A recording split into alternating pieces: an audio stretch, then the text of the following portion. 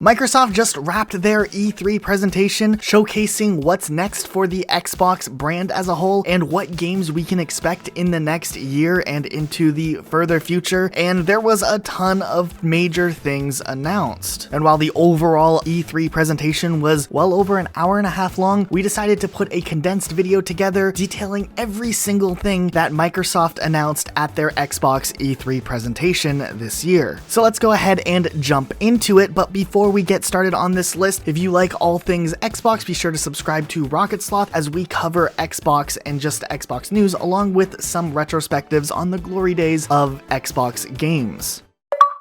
One of the most anticipated announcements that we expected from Xbox this year was talk on Project xCloud, which is Xbox's new streaming service, which we got some pretty big details about. Project xCloud will let you stream your Xbox games to whatever device you want, and flighting for this will begin in October. Now, you will be able to use either the Xbox servers powered by Microsoft Azure, or if you already are an Xbox One owner, you'll be able to use your own console as a free xCloud server, so you should be able to play your games with relatively low latency on whatever device you want to play. Microsoft also teased their next generation console, still called Project Scarlet at the moment. This will be releasing in 2020 for the holiday season, and will have a custom designed AMD processor that's 4 times more powerful than the Xbox One, and will have SSD, which will be used as virtual RAM to significantly reduce load times in games. And while this will be touted as the new strongest console of all time, it also will be backwards compatible with all previous generations of Xbox consoles. And with that, Halo Infinite will be launching with the Project Scarlet console in holiday of 2020, and they showcased a new cinematic trailer which shows some sort of UNSC soldier who is stranded in a ship. He finds the Master Chief floating away in space and brings him into the ship to realize that the Master Chief has some sort of suit malfunction and helps repair the suit. And it's at that moment in time we realize that it looks like 343 Industries is pivoting Halo back to the old art style that was more popularized in the Halo 3 days rather than the newer Halo 4 and Halo 5 look. Just from the dialogue we had from the Master Chief, it looks like he's more down to business and less chatty like he was in later Halo games. And then we get a glimpse of a destroyed Halo ring along with Master Chief walking up to a control room in the Halo ring and having a kind of monologue played by Cortana, which has some references to past Halo games. It looks really good, and graphically and visually, this game does look beautiful. We also saw the trailer to the new Gears 5 game, which will be releasing on September 10th, 2019, and will be a part of the Xbox Game Pass at launch. The trailer used some Billie Eilish music and was pretty spooky and eerie in an interesting way. They will be doing a full reveal of the multiplayer on July 17th, and they showcased a new game type called Escape Mode, which is kind of like Horde mode, except it looks more like it has its own miniature story and focuses on moving room to room rather than holding off hordes of enemies. The trailer they used to showcase this was really cool and just had a great soundtrack associated with it, almost reminiscent of a trailer you would see for a game back in like 2008 or 2009. It was really, really well done. They also announced a character skin for Terminator Dark Fate that will be in Gears 5 as well, which is kind of a cool movie tie-in. Also, they showcased the new Xbox Elite Series 2 controller, which just has better grips, and it just looks like the customization with that controller looks a lot better than the first series of Elite controllers. They also added in that they're going to be adding 4 games to the Game Pass available today, including Batman Arkham Knight, Metro Exodus, Hollow Knight, and Borderlands Handsome Collection.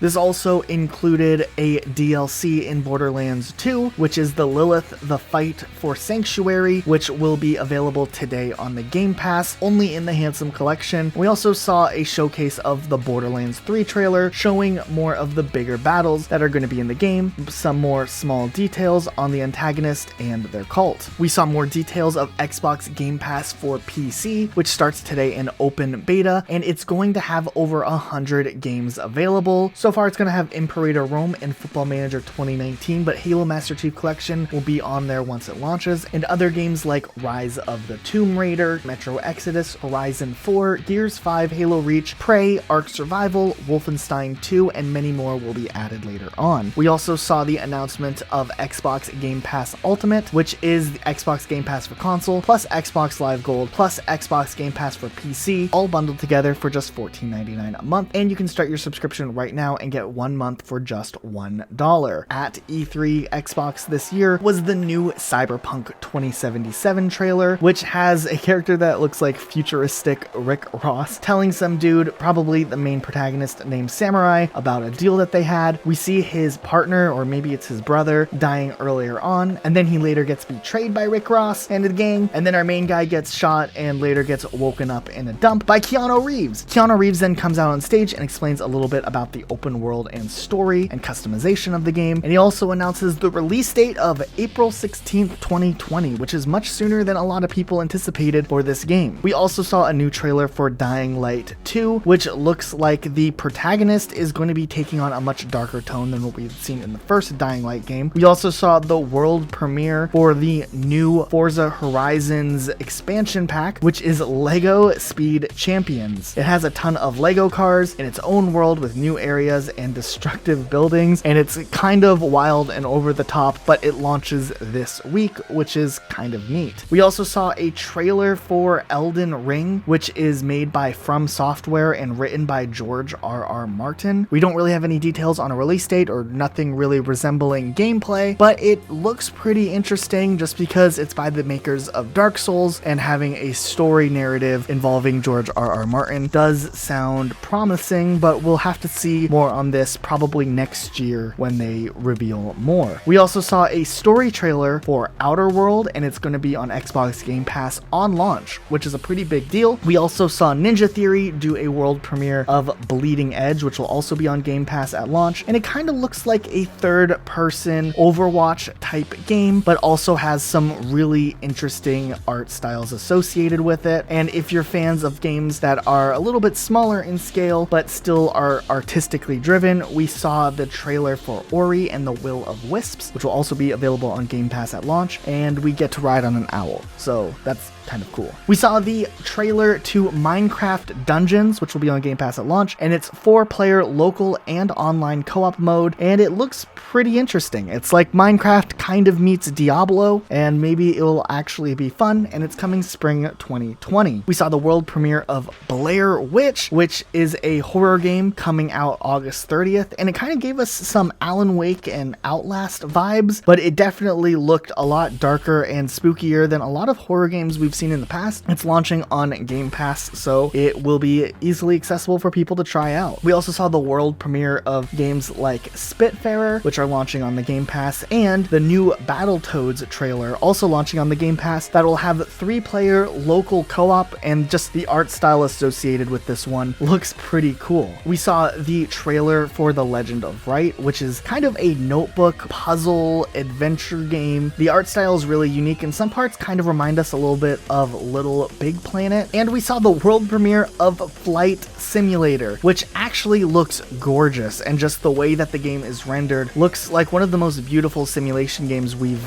really ever seen. It'll be available on Game Pass at launch, and there's a lot of different places and countries you can fly to, like Egypt, Africa, San Francisco, Seattle, and more. We saw the trailer for Age of Empires 2 Definitive Edition, which looks like a fully remastered version of the classic game with a new campaign, and it'll also be launching on the Game Pass. We saw a trailer to Wasteland 3, which is a turn-based strategy game with an apocalyptic twist, also coming to the Game Pass. We saw the announcement that Xbox is adding Double Fine Productions to the Xbox Game Studios, and that's going to be really interesting because they're the makers of games like Brutal Legend, Psychonaut, and Broken Age, and we got to see the trailer for Psychonauts 2, which will be really interesting just to see one of these older franchises kind of revived again, then we saw a trailer to Lego Star Wars The Skywalker Saga, which is going to be a fresh take on the Lego Star Wars games, and it's going to include all 9 movies featured in this game. We saw a little bit of the new Dragon Ball Z Kakarot game, which launches in early 2020. The art style looks like it stays really true to the original anime style while translating it into a 3D realm. We saw the world premiere trailer to a new game called 12 Minutes, which is a really intriguing story about a man trapped in a time loop. And just from what we saw, it looks like there's going to be a really heavy emphasis on cinematic storytelling, so this will be definitely one to watch. We have a game where you play as a deer called Way of the Woods, and it looks pretty, and a mobile game called Gears Pop, based off of Gears of War and Funko Pops. We saw DLC to State of Decay 2 called Heartland, which is available on Xbox Game Pass today, and we saw the world premiere of Phantasy Star Online 2 coming to the West, which is going to be available for crossplay with PC and Xbox, free to play, coming in spring 2020. And we also saw a trailer for Crossfire X, which is coming first to console on Xbox in 2020. We also saw the world premiere of Tales of Arise, which is a JRPG launching in 2020. And since Xbox is kind of lacking on the JRPG side, this is kind of a nice thing to see. Xbox also showed off a little compilation trailer of some of the new indie games that are also going to be coming out on the Xbox One. We only saw short glimpses of each game, but it looks like they're going to be showing more details later on in E3 about some of these smaller games that are going to be launching on the Xbox Game Pass. Well, that's the gist of it. That's pretty much everything that happened at Xbox E3 this year, everything that was announced. It was a pretty good E3 packed with games, which is always great to see. There's some that we're really excited about coming out soon, and there's some that we can kind of look forward to following along later on in the future, especially games like Halo. But let us know what you think. What game was the biggest win at E3 this year for you? Which caught your eye the most? Obviously for us, we're huge Halo fans. We do a ton of coverage on Halo, so it's nice to see more about Halo Infinite and what we're going to be seeing in the future, and we're excited to see what happens with Xbox with their new Project Scarlet. Like we said earlier, if you're fans of all things Xbox, be sure to subscribe to this channel because we cover everything that there is to cover, and we will see you guys all next time with a brand new video. Bye guys.